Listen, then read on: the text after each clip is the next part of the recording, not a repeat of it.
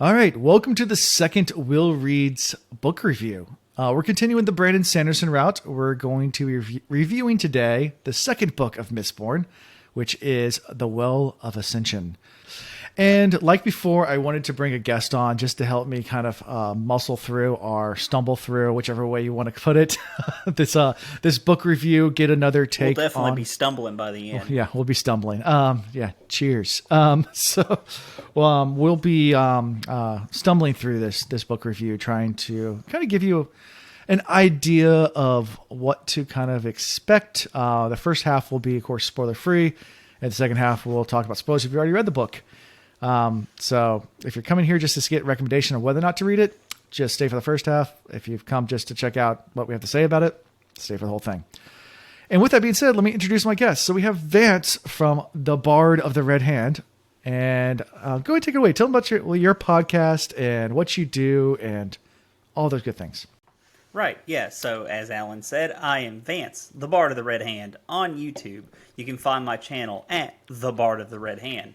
Likewise, you can find me on the socials, Twitter, Instagram, Facebook, The Bard of the Red Hand, but the @ is like at Red Hand Bard because it's shorter. I also run a podcast called The Gleeman. Currently, we're on a monthly release schedule while my first-time reader makes his way through the series. So we figured about a month cadence lets him get far enough ahead into the books. He can usually finish one, and we can record an episode on it. So our most recent one was, I believe, on Path of Daggers. So that episode dropped about a week and a half ago, maybe 2 weeks at this point. So go check that out. It's on all your favorite podcatchers and Anchor and Spotify. So that podcast is called The Gleeman. Okay. That's about it. Awesome. Yeah, go check him out. He has some good stuff. YouTube and podcasting. It's a lot of fun. Kind of doing similar to what we do, except he's been doing the YouTube a whole lot longer than we have since we've been around for... I don't know, about 6 months longer? Is that a whole lot longer? I guess in the YouTube world. Right? Yeah, in the YouTube world, everything. Technology, it's like 5 years, right? Exactly. So with that being said, let's kind of jump right into at least talk about a spoiler-free take on this Brandon Sanderson book. So to kind of set the premise of the book, it takes place, I think, about a year after the events of the last book. I want to say it's correct. Yeah, about 1 year after. Yeah, if not at a year, it's either a little bit longer or a little bit shorter. Yeah, it's pretty close to that. It's a little nebulous. And that's about all the spoilers I'm going to give you until we get to the spoiler part. That's kind of the setting. But wanted to kind of... so obviously, hopefully... you've read the first one before you're watching this video, or read the first. If you haven't, what are you doing here? Yeah, if you haven't, stop the video right now. Go read Final Empire, and then come back and watch this. So we will be full spoilers throughout this part on Final Empire because obviously you should have read that. These books are not meant to be read out of order. It's not a Discworld or there's a lot of series out there you can read in any order. No, this is a chronological step-by-step journey. So go back and read the first one if you have not. But if you have, stick around. So Final Empire, the Lord Ruler was killed at the very end by Vin, and Kelsier died. Everything kind of went into turmoil, and we're now with our good friends Vin and Ellen. And wanted just to talk more about things like writing style, character arcs, without giving away spoilers. So we're not going to say character names after this point. Obviously, you should know those character names from the first book. There are new characters that are introduced in this book that we will talk to in the second half. But with that being said, tell me some of your initial thoughts, at least, things like pacing and prose and, and just the writing style of Brandon Sanderson from this book. So, as far as I remember, this book was released roughly 1 year after the first, which means Brandon wrote the first book, and while he was, waiting for that to get published, through that whole process, he was probably already well into this one.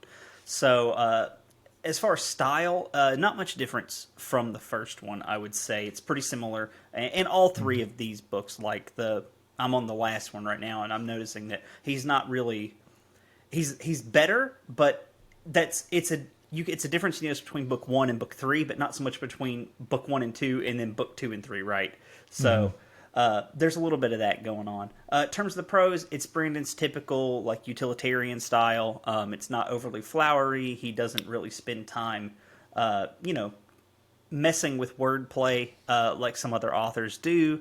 So, if you're not a fan of pretty direct prose, I don't know why you're reading Sanderson. Right. Yeah, he's a very, very simple prose. It's a simple read. There's not a lot of, like you said, flowery type, or very, very confusing, or not necessarily confusing, but very complicated stylization of sentences. It's a very, very simple structure of the way he writes, which a lot of people like and some people don't like because they tend to be snobbish about reading about books, right. and they want the more. I'm trying to think of a very, very, right. Complex prose writer. Patrick Rothfuss. Yeah.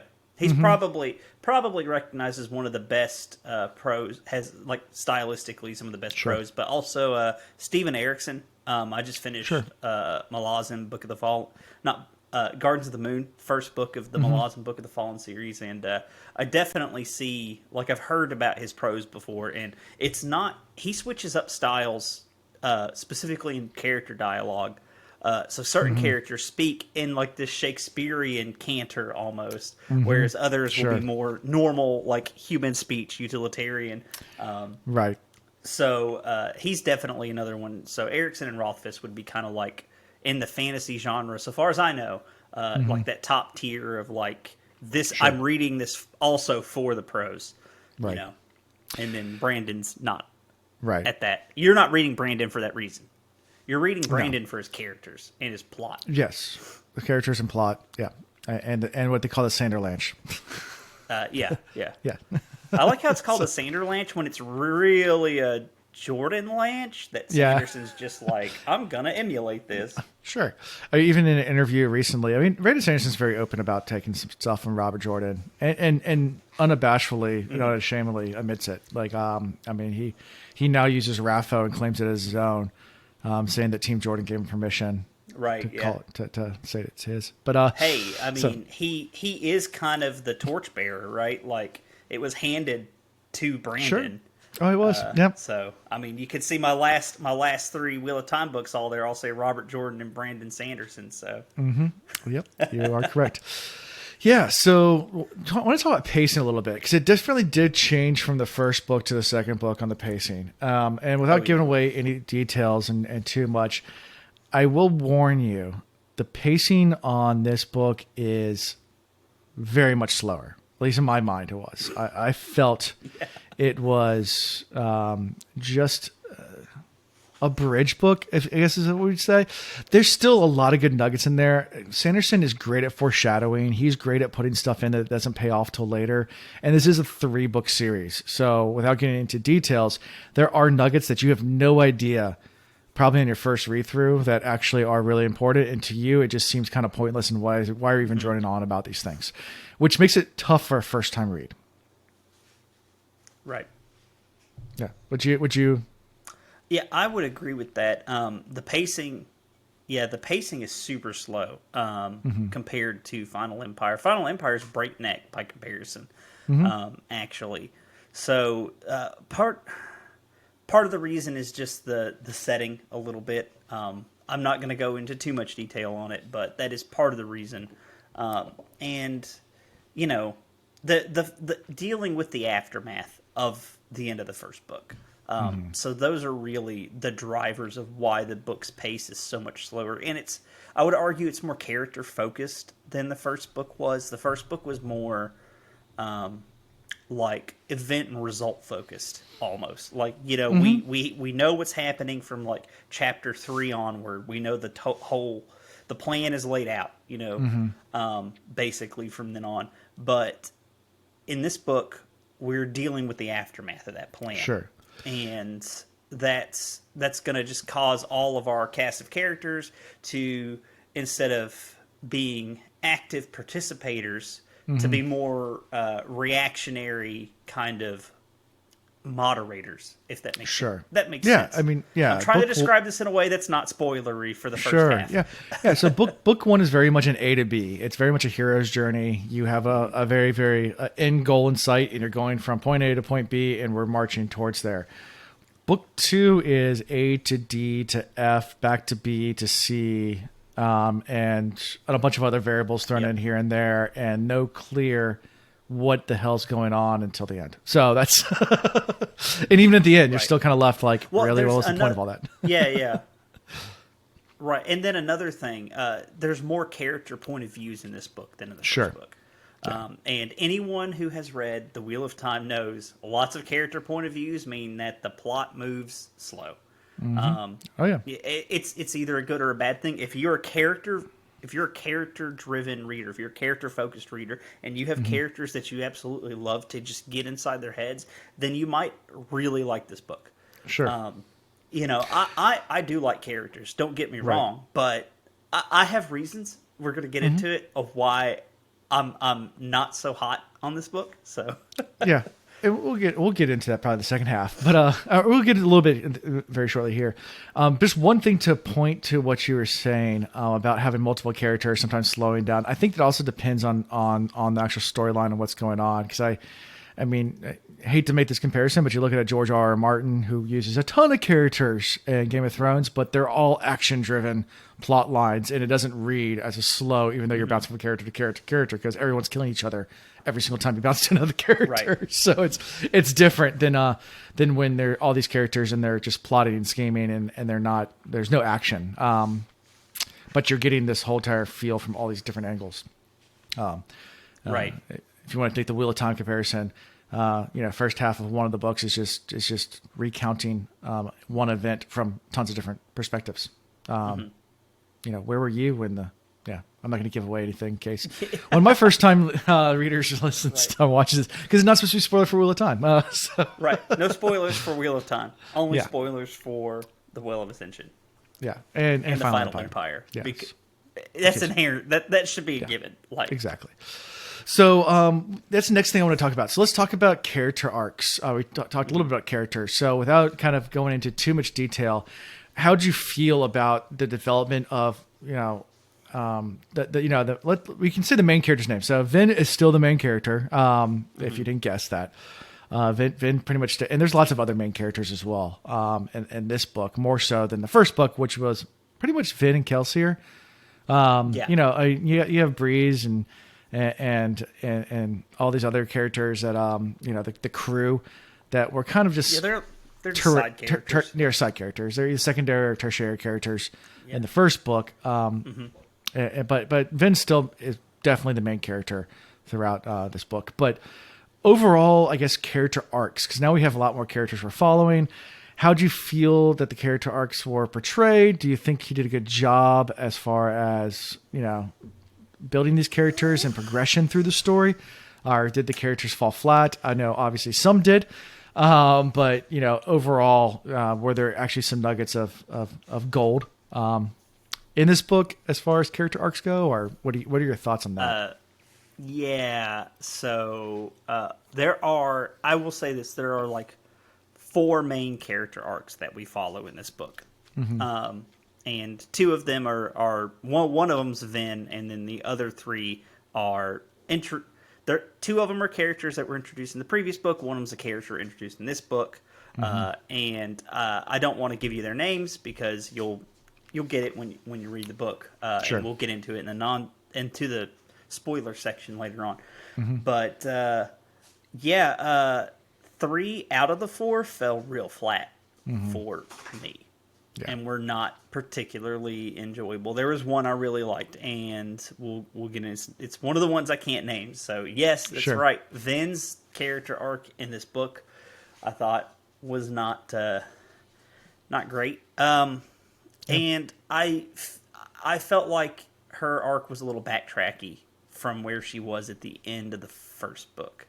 And I've read enough Sanderson at this point I've noticed a trend where he does this occasionally when he needs it to suit the story he's trying to tell.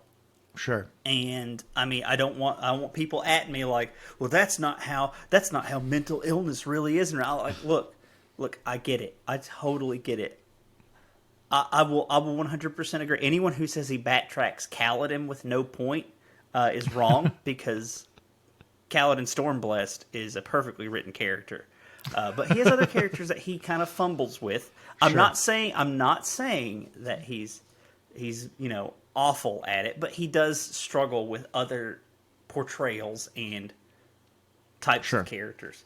So then I felt was one of those where she had made some strides by the end of book 1, and I thought they were very noticeable. Mm-hmm. And then my dog is crying over here. Come here. We'll have to cut that out. I'm sorry. So yeah, Vin made some strides at the end of the first book, and I felt like he backtracked to about the 3/4 mark of that one for her development at the beginning of this book, if that makes any sense. Sure. So yeah, just Sure. So I guess the last thing, any other non-spoilery points you want to kind of add to this before we kind of give our overall rating should you read this book? Kind of thing. Other non-spoilery points. Well, if you like the magic system in Final Empire, it's still here and it's still real good. Mm-hmm. So that's always fun to read about. And there's some new things Brandon does with expands. it. Not necessarily there's like a couple of new abilities that get brought up, but mostly there's new methods of using what you already know. Right. And because Vin has advanced. Yeah, and Elemency is a really cool magic system.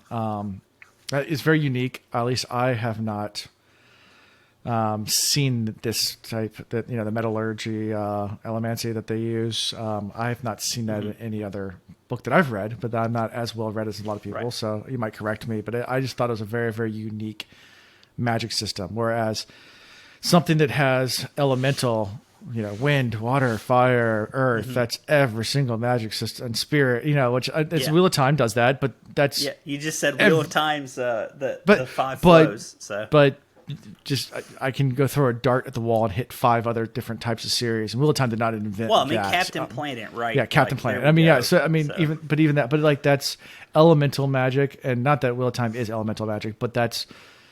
It's not that. So it's refreshing. It's new. It's exciting. It's just different. And I do appreciate the magic system, even though sometimes it does seem a little convenient, or I don't know, convenience is the right word.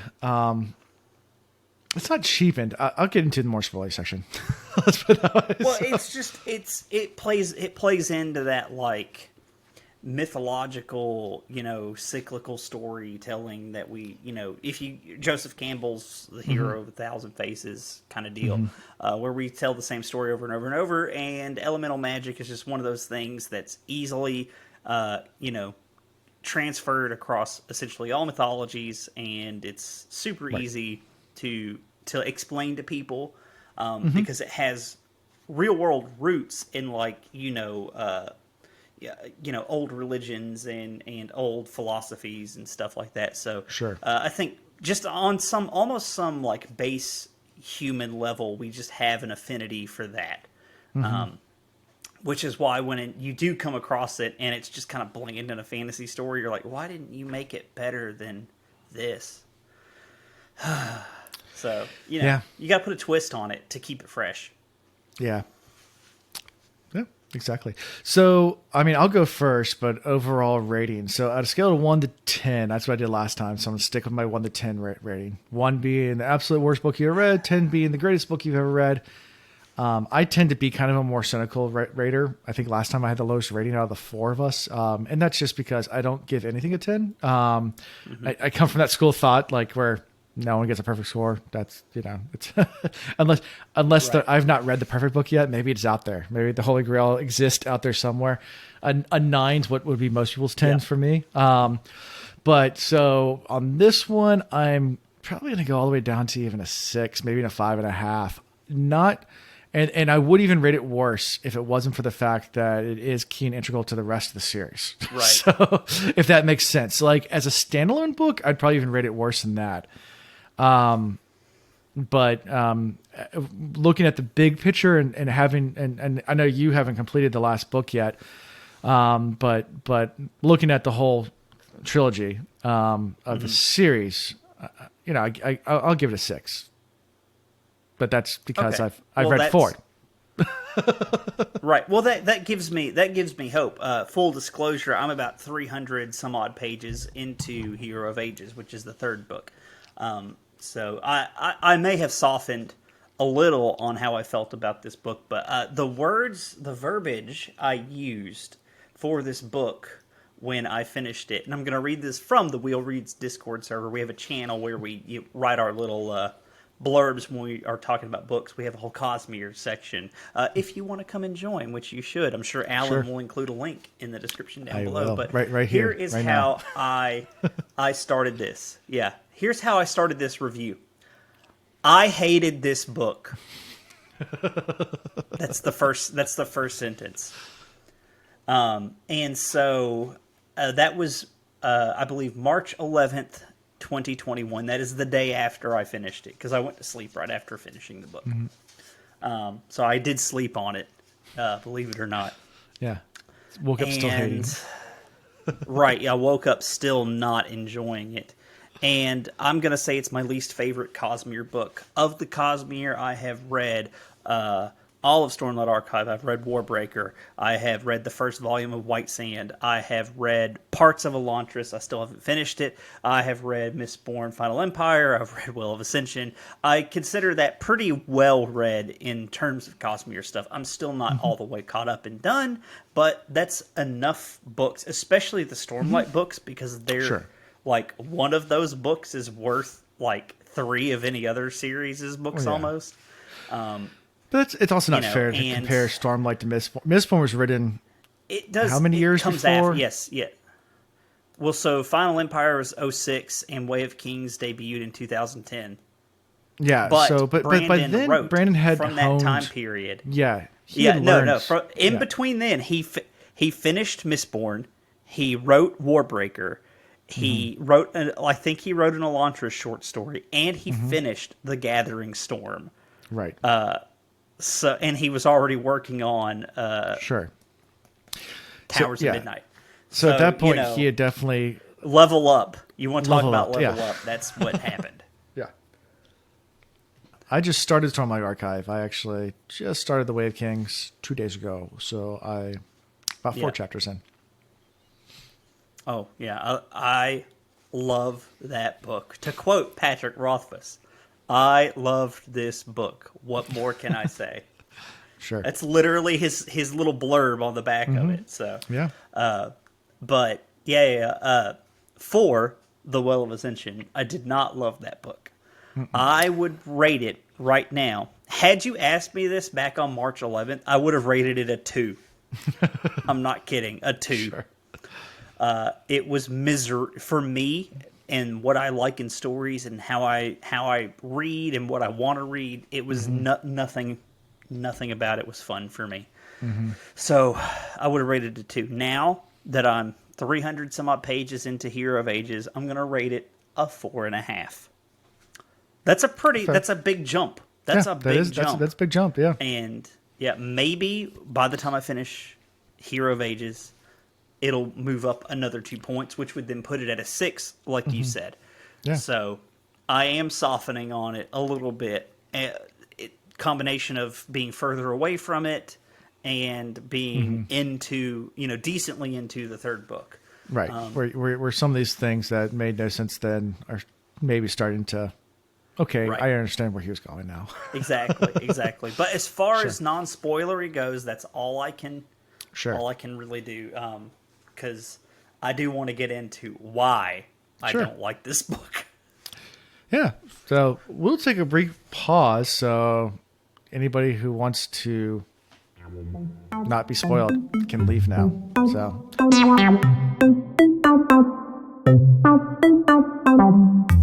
Okay, let's go. Spoiler veil is removed. Yeah. So if Spoiler you're still time. here, Yeah. you've been warned. Yes. You had we like are 45 seconds to get out of here. Yeah, so let's get right into the spoiler part of it. So let's talk about some of the characters that we love and hate. We're not going to talk about. Let's start with plot. Let's start with character because there's, like you mentioned, there are 4 distinct character plot lines going on here. We have Vin. We have Sazed. Does Sazed have a plot line in Yes, this book? he did. Yeah, Sazed. Tensoon. Oh, you call him Sazed. Okay. I call him Sazed. Look at that. I call him Sazed because I listen to the audiobook, and that's what Michael Kramer calls him. Oh, that's probably correct. Okay. Because they work closer with Brandon than they did with Robert Jordan. We need to get back on track, Alan. Yes, we do. For Spoilers. So let's talk Ascension. about characters. So we have Vin, we have Sazed, we have Tensoon, we have our great friend Zane, and Elind. and yeah, Elin. Don't forget Elind. Yeah. Or Eland. Yeah. Is how they say it. Elind. Alond. Eland. I don't know. Yeah. Eland. I think it's how they say it in the audiobooks. Elind. Yeah. Elind. Eland Venture. Anyway, There we go. yeah, so five main character. I mean, Tensoon is not. I mean, he definitely has. I don't think they talk. He's in the book a lot, but they don't. I don't know if they have. Right. Well, we're in spoilers, right? Like, Yeah, we're full spoilers now, One of the so, yeah. major plot points of this book is, oh no, there's a spy in the castle, kind of deal, and we gotta. It's one of our friends, and we gotta root it out. Yeah. And there's these like the Khandra, right, from the end of the first book, which is Sure. what Orsur was, who was Lord Right. Ra, whatever is Valette, Lady Valette Renault. Renault. Right. He was Lord Renault, her uncle, Right. quote unquote. And so the spy is him because Tensoon Tensoon. kills Orsur and eats his bones and becomes the spy. So the Which Khandra actually, is the Khandra spy. I loved that plot twist. That was one. Yeah, let me see what I thought about it. Because I actually, that was one of the things I did not see coming. Like, I didn't see it coming. Like, I was just like, it hit me from left field. Like, I was just like, So I did not expect that. Yeah, all right. So full disclosure, and this is not Ipa's fault, but I did see Ipa on a reread of this book tweet about this, and he said, "Oh yeah, I've forgotten the Well of Ascension that the Khandra was the Khandra spy." And I was like, "Well, there's that plot point ruined." Oh, no. So when it was revealed in the book, I was like, "Oh yeah, Ipa said that like 4 Okay. weeks ago." See, for me, So I did- never known I that, did so have it that just point. hit me like, I was like, wow, that was pretty clever. Because I mean, to be fair, I might not be enjoying Mistborn Era 1 so much because I have had quite a bit of it spoiled for me. Like, I Sure. already know the end of Hero of Ages. Yeah. And you have to because I read Rhythm of War, and that's the spoiler. Like, for Hero of Ages is in that book. So you can't... like if you read certain sections of the Cosmere ahead, out of publication order, then you're going to get spoiled on other things. right. How much that's dampening my enjoyment is up in the air.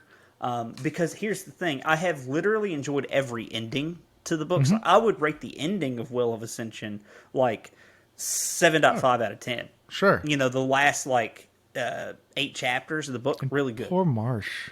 Poor Marsh. Yeah.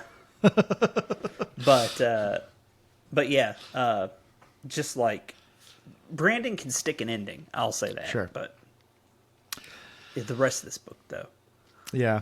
Yeah. So let's talk about character arcs that you enjoyed. So I'm going to guess you liked Sazed's plot arc. Oh yeah, Yeah. he's my man right there. Yeah. Sazed is. So full disclosure, I'm super into Buddhism, and monks and stuff like that. So and old kung fu films. And a lot of that a lot of Chinese Zen Buddhism and Taoism plays into those films. Oh, sure. So Sazed definitely. Brandon's even said this in interviews. He based that character off of a monk he met when he was doing his mission work in South Korea. Yeah. So and that means that monk was a Son Buddhist monk, which is the predominant school of Buddhism in South Korea, and I have a connection to that country already since my wife is from there. Sure. So I'm already I already have a bias towards liking this character, and I love him to death. So I liked him in the first book a whole lot. I thought he was probably my favorite character in that book, even though he has relatively limited screen time.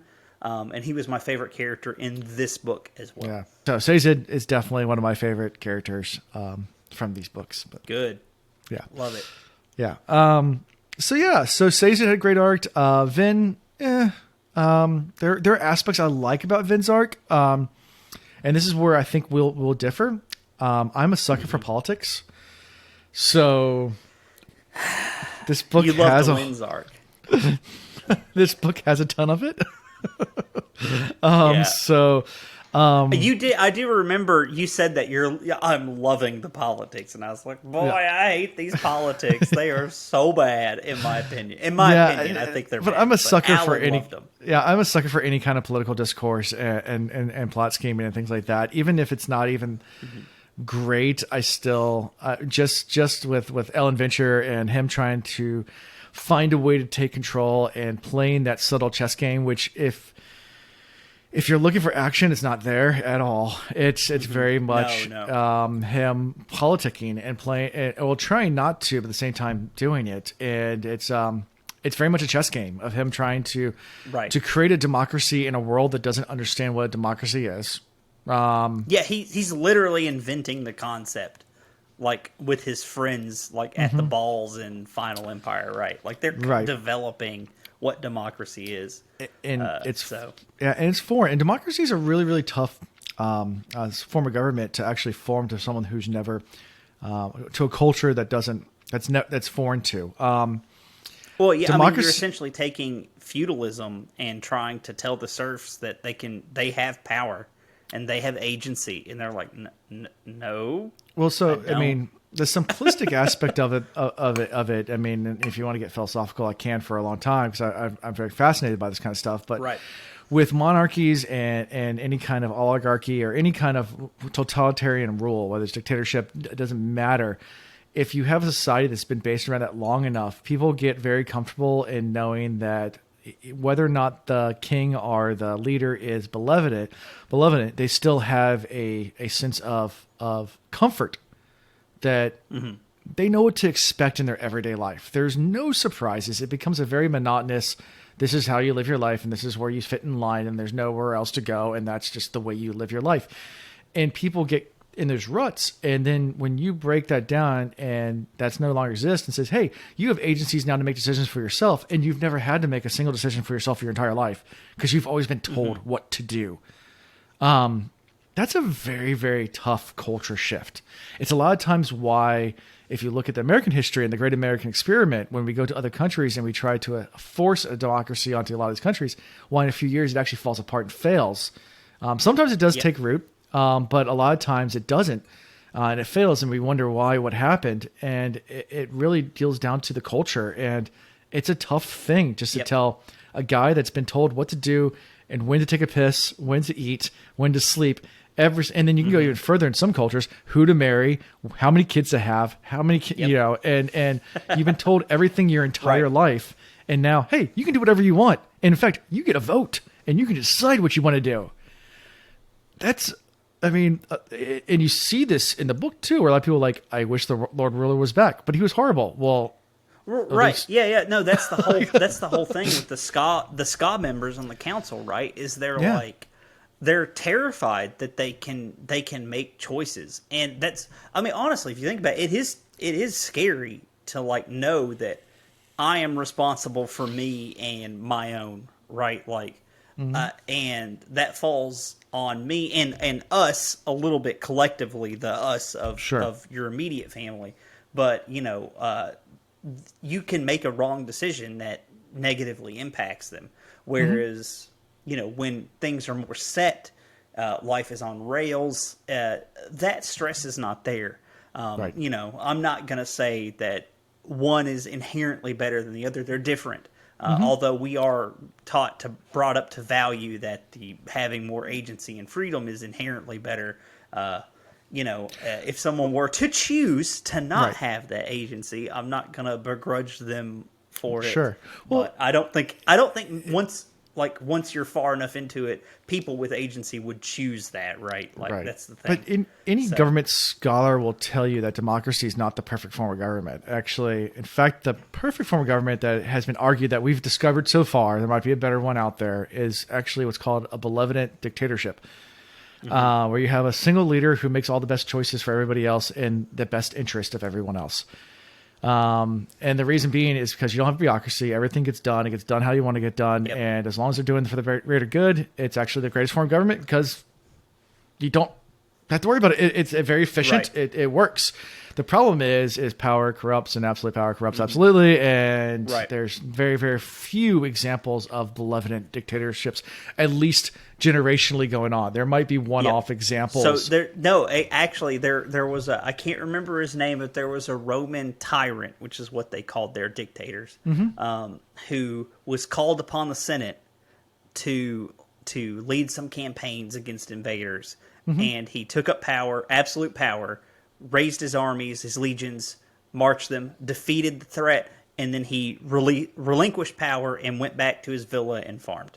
So, but enough about Directly. that. So we're back to the politics of Mistborn. Elon's trying to create a democracy. It's not really working out the way he wanted it to work out.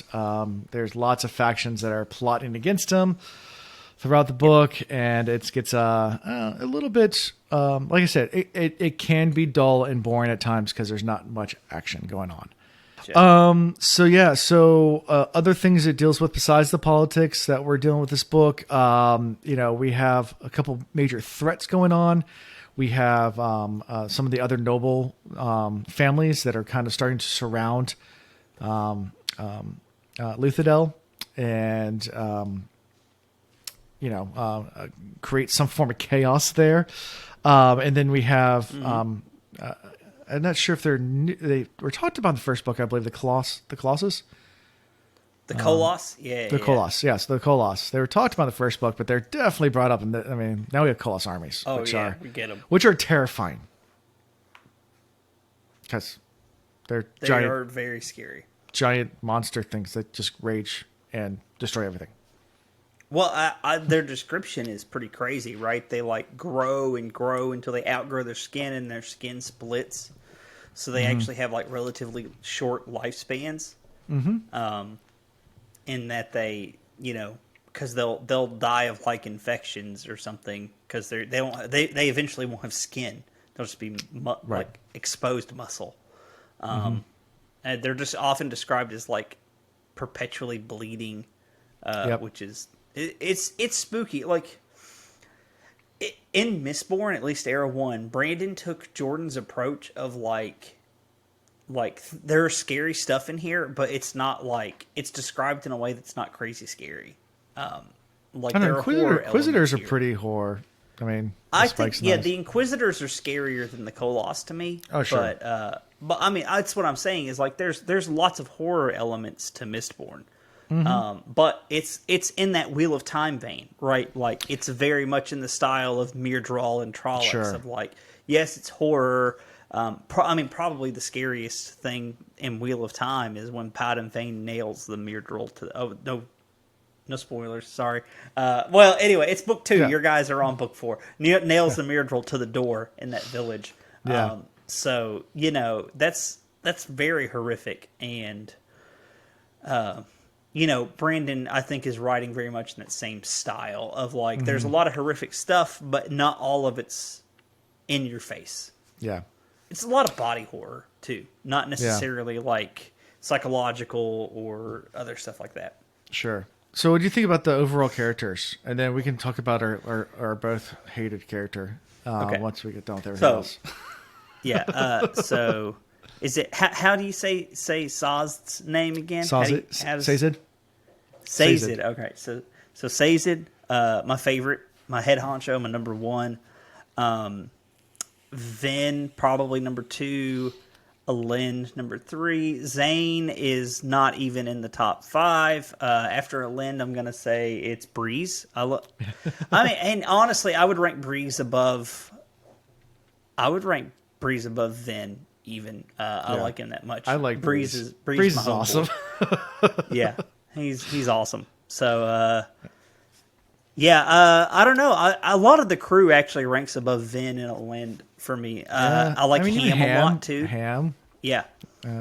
But they're not point of view characters, so I was trying to stick to point of view. Is So Spook other a lot point in of this book? views, Spook is in it, Yeah, but he's he not- doesn't really have a POV. Yeah. He's Good old Spook. he's different from the first book, that's for sure. Yes. So I didn't realize how young he was in book 1 until he like handed Vin that like handkerchief or whatever, and he was Sure. like, "Oh God, this kid's like 13." Yeah. I thought he was 15. Yeah.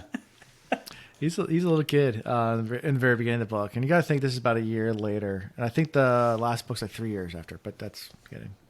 Yeah. So, but yeah, that's how I'd rank the main characters. Yeah. Zane is dead last, then Alin, then Vin, then Sazed. So let's talk about the elephant in the room. Let's talk about Zane.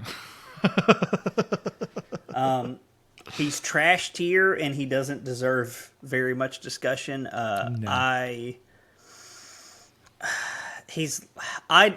Again, let me give you my words of how I described him. This is quote me from March 11th. Moving on to Zane. ... non-ellipses ... space. I hate this character. Period.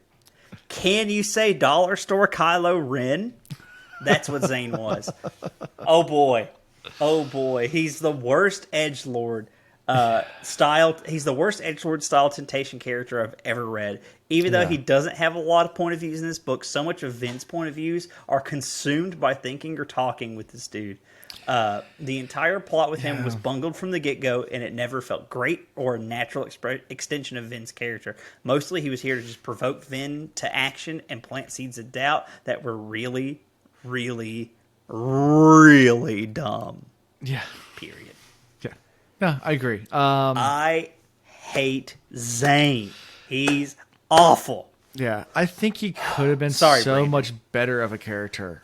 I think he just was very, very flatly developed as a character. There wasn't much to him. And then his plot lines were so cringy. Like Edgelord. I mean, seriously, you know. Obviously he's a Mistborn. He could just kill his father. No questions asked. He wants to kill his father, but instead he's going to play games and poison for no reason. Like they don't ever give a psychological reason on why he's doing it. He's just, and it makes zero sense. Like if you're going to kill the guy, you're a Mistborn. Just kill him. He thinks he's crazy. And Right, then, of because course, he hears, at the end, because he hears, you were never crazy, Zane. And I'm like, look, that's not how crazy works. yeah. He is crazy. When he hears God talk to him, yeah. Yeah, and then so Jastes, we had the whole plot line with that. That was with the Kolos army that he was trying to control, which I thought was dumb. Another plot line that was kind of... Sorry, he's kind of a moron, and I'm glad Alin cut his head off. Yep, same. was not sad at all about it. I'm like, yep, good. No, and in fact, that was my favorite Alin moment in the entire book. I mean, there was no better moment for him. That was, and that actually segues into Alin's arc really well. Like he has to play. He and Sazed have to play catch up in this book because they didn't get a lot of development in book 1. Since it was Vin and Kelsier's book. But I would actually argue that this book is Alin and Sazed's books, and Vin is just here as the through line a little bit to the previous book. While I enjoyed Sazed's development, his plot line, a lot of the mystery he was trying to uncover, I didn't like Alin's. I didn't like the politics. But one aspect of his line I did like was him kind of learning to be a king, although I did feel like that little bit was Brandon realizing I need to replace Kelsier because I killed him. Yeah. And I don't have anybody set up to do it. Yeah. So that was one of the biggest disappointments from the Final Empire is killing Kelsier off, which I get it. It makes it for a shocking value, but then at the same time, you have such a void in book 2 of that character where you have Vin who has no idea what's going on, what to do. You have Elend has no idea what to do. Right. Sage is trying to figure everything out. Everyone has no idea what's going on, and it ends up being kind of a chaotic plot line because of no clear guidance besides that Vin hears pulses and needs to find the Well of Ascension. But that's it. Which is almost a subplot in this book. Like, I mean, literally, it's the name of the book, but it's like an afterthought. Yeah, it's an like afterthought. There's so much other stuff going on that seems to be so much more important. And but it's just at least until the end of the book. Until the end. Yeah. You've been bamboozled, reader. This is not what you thought it was. Yeah.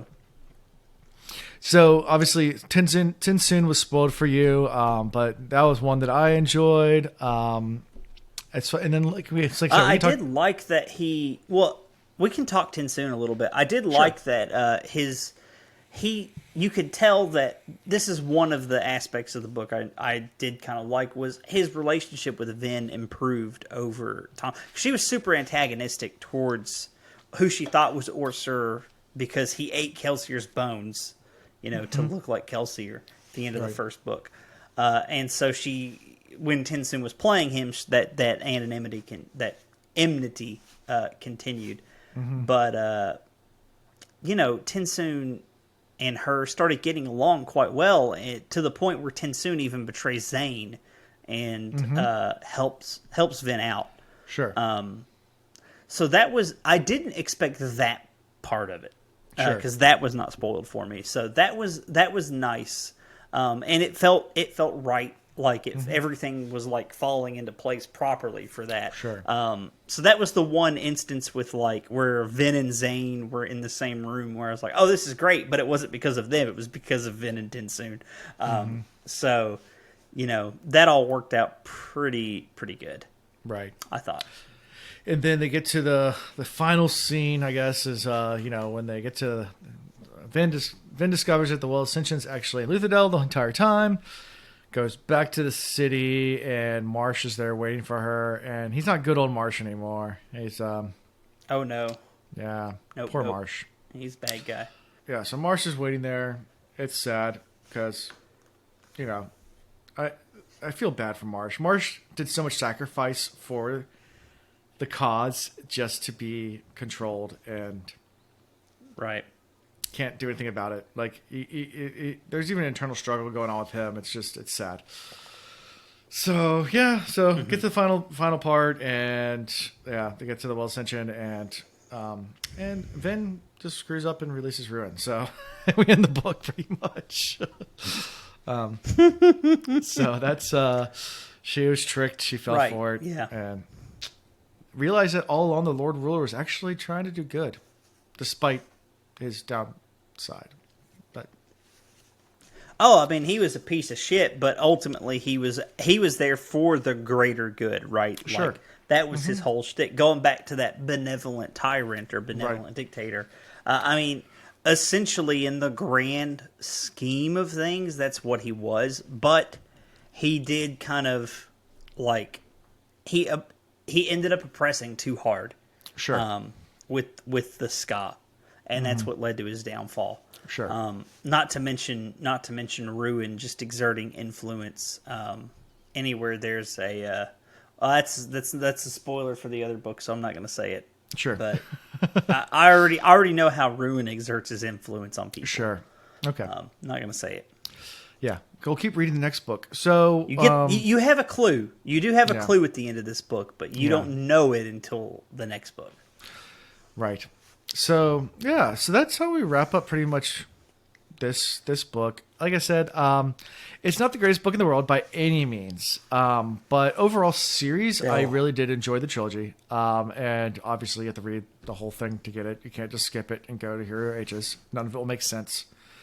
In fact, it will make zero sense if you do that. Muscle through and do it, so you can get to the end. Because it is worthwhile. It actually does have a pretty good ending to all of it. So I'm not going to spoil the third book because we'll do another book review on that later. But any final thoughts from you or anything else that you wanted to? So just to like put it in perspective for anyone listening out there or watching this video, I do want to note that this book does tend to be a lot of people's least favorite of all of Brandon's books.